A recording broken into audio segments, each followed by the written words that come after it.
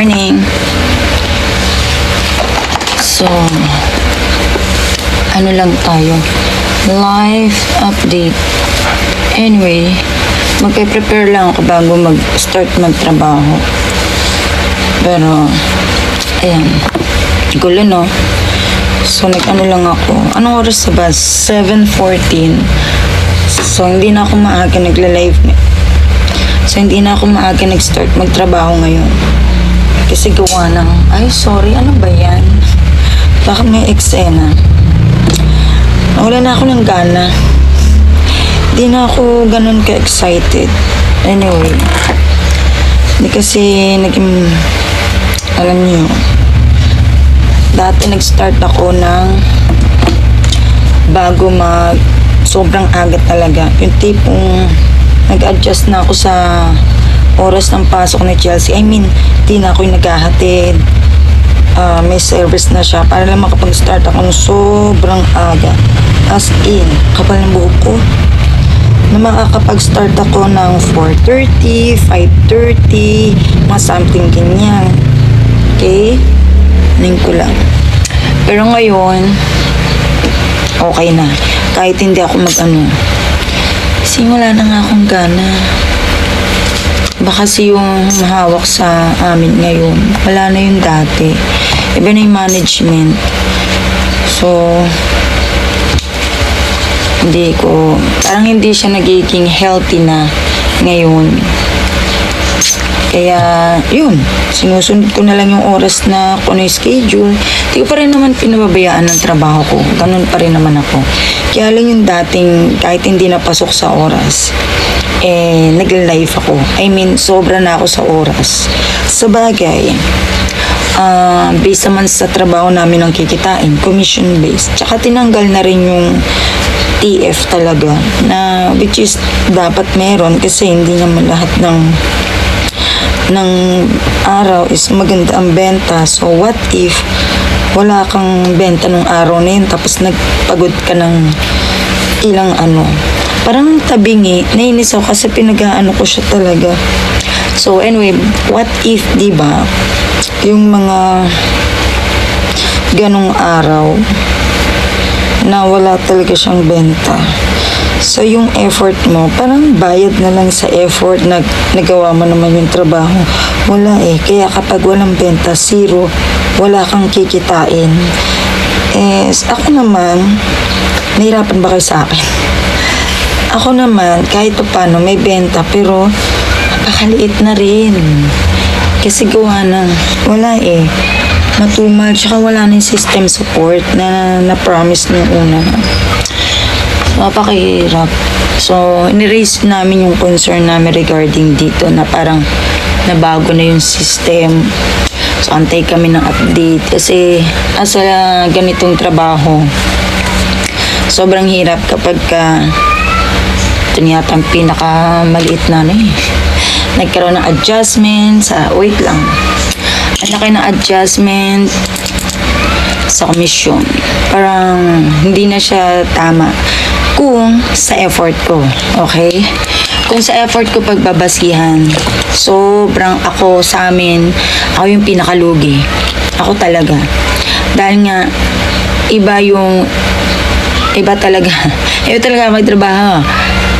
Pagdating sa pag sinabing trabahong live, no? Iba talaga. So, yun na maglalagay muna ako nito. Kaya, kung tutusin kung sino yung dapat mag-demand is ako yun. No? Wait. Kasi, kung titingnan lang ang performance base. So, sa oras na ang laki ng adjustment ko laki na rin na-invest ko para lang mag-improve yung life. And from scratch, talagang saksi ko kung paano talaga yung bentahan nun hanggang sa napapalago ko na rin. So, simula lang nung umano yung management, nagbago. So, eto na, parang wala na, hindi na ako excited na every time nagigising ako sa umaga. Parang gabi pa nga lang, iniisip ko kung ano nasusuot ko eh. Tapos minsan, parang nauuna pa ako sa alarm clock. Pagka 4:30, alive na, iba na yung pakaramdam ko. Tapos andyan na, kakape na ako, almusal na ako. Then sabak na sa live. Ngayon talaga nangyayari, wala. 5:30 na, parang gusto mo pang matulog. Alam niyo yung feeling na mahal mo yung trabaho mo, pero dahil may nagiging reason bakit hindi mo na siya nagagawa ng full of happiness. Kaya gano'n, na hindi ka na masaya. Yun yung mahirap sa trabaho eh. Yung trabaho, madali. Yung trabaho is, love mo, ano mo siya, gusto mo siya. Kaya lang yung humahawak yun. Kasi dati, okay eh. Okay yung strategy na. Although nag-adjust sa commission, andyan yung alam mong meron kang, yung effort mo, merong saysay. Kasi may hinahabol kami para bumalik kami sa dating dahil yung part na yan, parang kaya ganun yung ginawa na medyo nag-adjust, binaba para daw sa effort ko, ganyan. Kasi nga, hindi pwedeng pare-pareho kami ng com. Kasi nga, magkakaiba kami ng performance. So, parang ganun. So, at least, may hinahabol kami na para tumaas, diba? Pero kung tutuusin, lugi pa rin ako doon. Kasi gawa ng mas mataas na yung commission ng mga kasama ko, ako hindi pa. Bakit? Ang laki ng volume ng bentang binibigay ko. So, kumbaga, ang laki ng hinahabol ko for month na tataas siya para tumaas din ulit yung commission ko. So, which is okay lang naman kasi masaya na ako sa kinikita ko. Unlike sa mga kasama ko, kung nandito na ako, sila nandito, konti lang yung hinahabol nila. Kasi ang contract is basta ma-maintain na tumataas yung benta, which is walang quota. So sa ganung part, medyo lugi ako, no? Pero okay na. Wala na akong ano sa kanila. Pero yung ngayon, mas pumapalag na ako.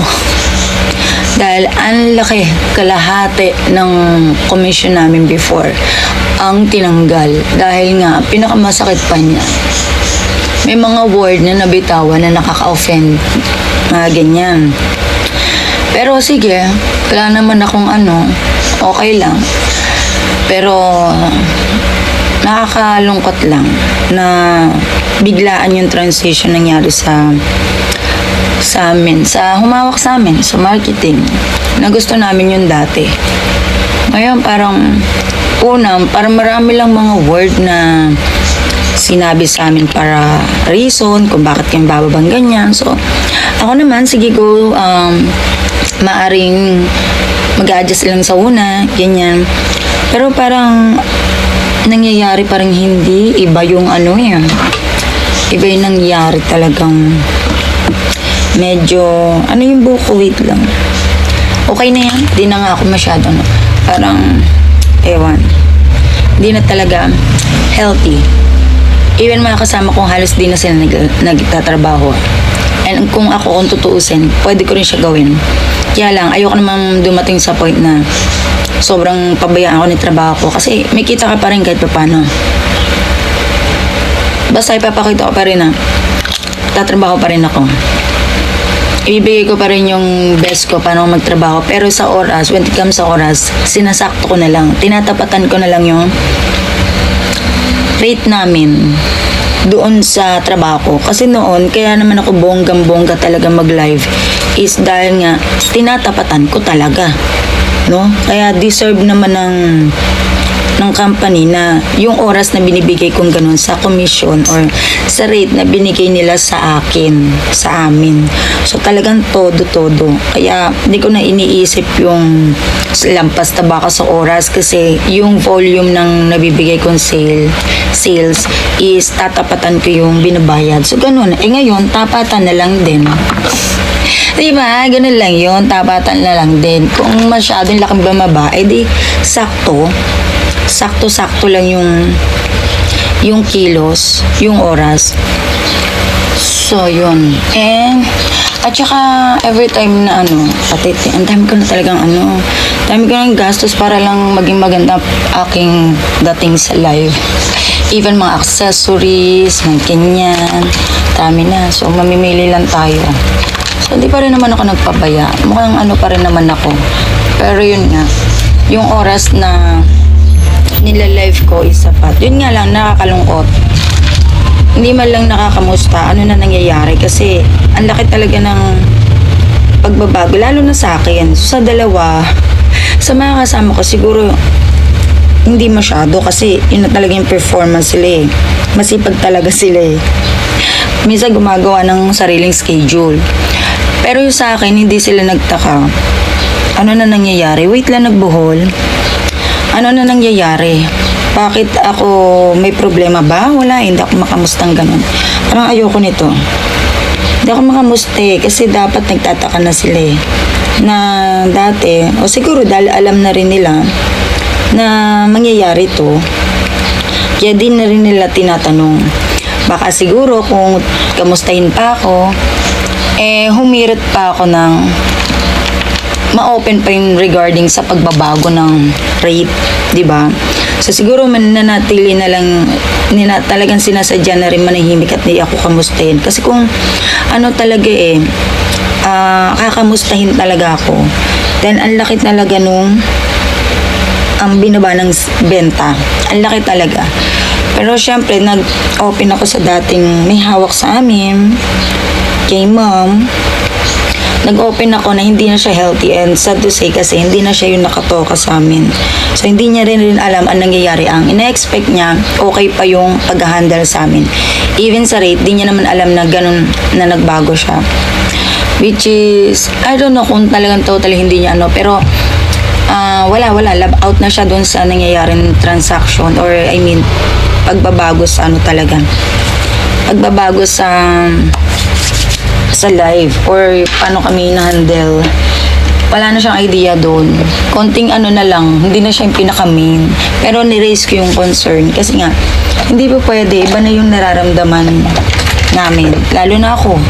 So ako talaga, ang pinaka-apektado dito kasi nga, kung base sa lang, hirap, na paano ko talaga, walang-wala talaga hindi talaga kilala, no? Kumbaga, ginawa ko yung paraan para makilala.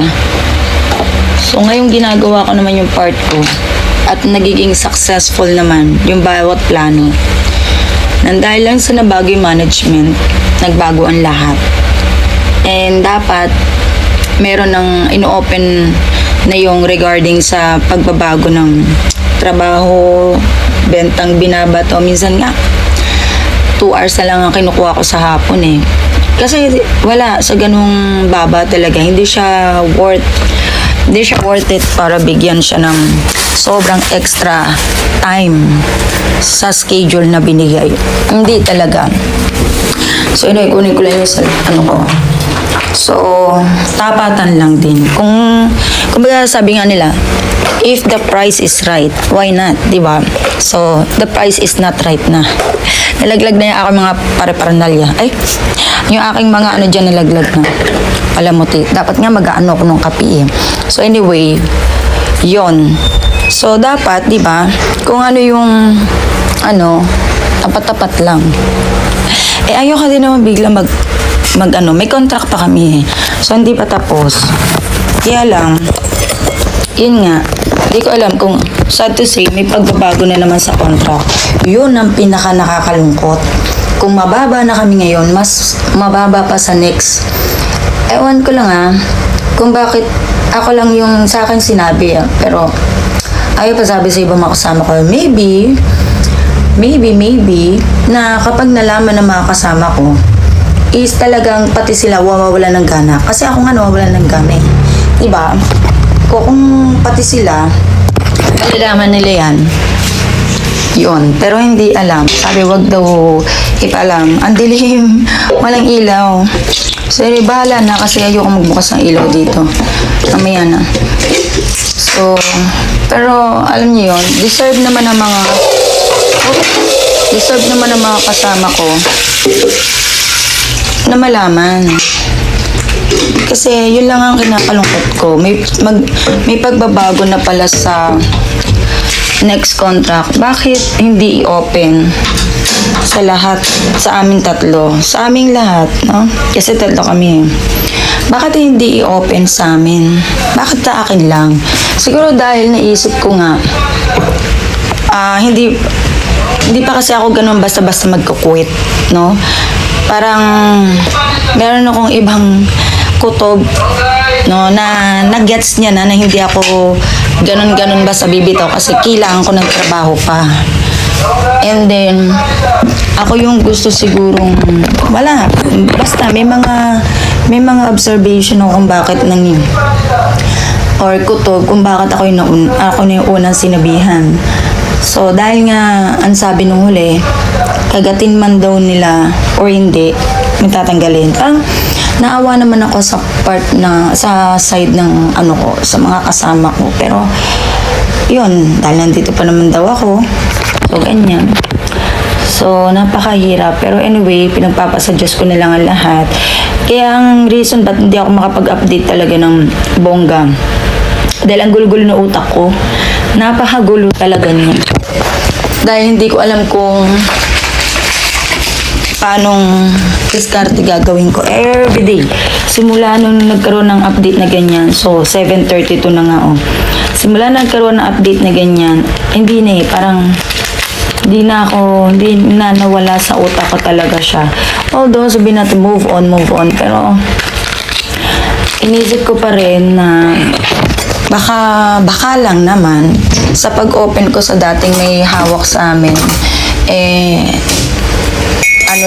magkaroon ng linaw or mas mag-improve and magkaroon ng realization yung bago may hawak sa amin. Kasi kututuusin, siya makatarungan. Hindi talaga, wala pang incentive. Okay lang sana kung binaba ng ganun, pero wala namang incentive, diba?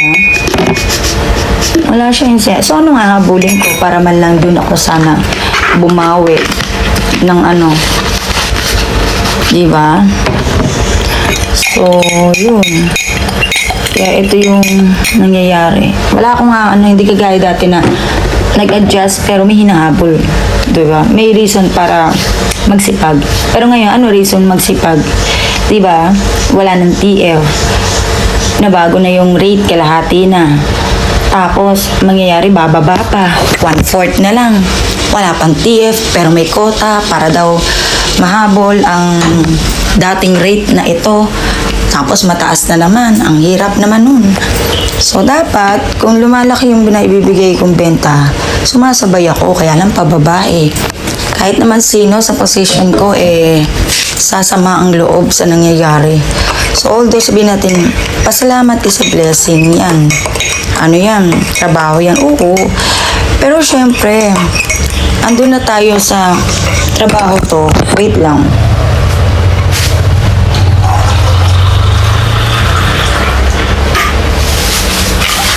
Kaysa wala, di ba? Kaysa wala. Pero syempre, yung performance, tatapat ko lang, di ba? Saka, wala ang pinakamasakit, ang dami na talagang plano. Sobrang daming plano na nabuo talaga. Kaya, eto na, hala ko, ganyan. Dami na. Biglang, yun. Diba? Kaya, yun yung hinihimutok. Yun yung niraransan nyo ni Mama Lynn. Anyway, yung kape ko, Mangosteen, MX3. Okay sa akin to. Parang nag-less yung pagka-bloated ko. Although, namayat na nga rin talaga ako. Ang dami na nakapansin sa trabaho ko, yung mga viewers na ang laki na daw ng pinayat ko. And yes, nakikita ko sa sarili ko talaga. Sobrang laki ng binawas ng katawan ko. Kaya, yan. Ito na ako ulit sa pwesto. Kakapi lang ako. Tapos mag-start na ako sa trabaho ko. So anyway, ako'y mag-ano na ng live. Seset ko muna. Okay. So yun. Nag-ano ko.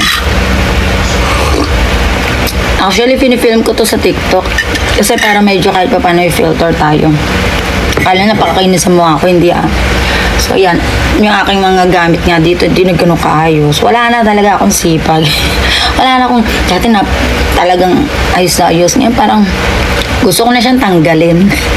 Gusto ko na tanggalin talaga. So, nalulungkot ako. So, Sobrang nakakalungkot. No?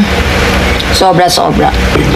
Anyway, so hindi ko pala to na-set ng naka-landscape ba yun or something. Wait lang. Hindi ko siya na-set. Ano siyang position ng cellphone. Nakalimutan ko. So yun. So bukas rest day ko. So medyo dati ayaw ko mag-rest day. Talagang dumating sa point na nakikiusap na yung ang ingay. Dumating na sa point na patayin ko muna electric fan. Pinatay ko muna mukhang maingay.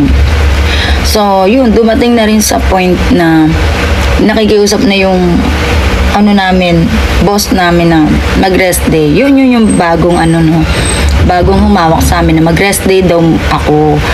So, para daw, kasi nga, wala talaga ako rest day, no? Everyday nagla-live ako. Kung meron man akong lakad, ina-adjust ko yun sa oras na available. Doon ko talaga. So, kumbaga, priority ko yung trabaho ko. And yung dedication ko talaga sa trabaho ko, nandun talaga. As in, buhos talaga. Ngayon, may rest day na. Dati, ayoko talaga mag-rest day. Ngayon, inaantay ko siya. Inaantay ko na rest day na. Parang, ang hirap, no? Magtrabaho ng mabigat sa pakiramdam yung nangyayari. Hindi ka na ganun ka-happy. Wala na talaga. Parang ginagawa mo na lang siya as trabaho mo lang talaga. Hindi mo siya ginagawa dahil yung pagmamahal mo sa trabaho mo nandoon pa. Parang yun na lang. Hanggat hindi magbabago yung kung mag-aantay pa kami ng update kung may magagawa yung ginawa kong pag-open up, no? Sa dating may hawak sa amin. Kung may hopefully merong magandang balita and sana pumabor sa effort ko. Siyempre, di ba, kung effort lang naman, mas dapat pumabor sa effort ko.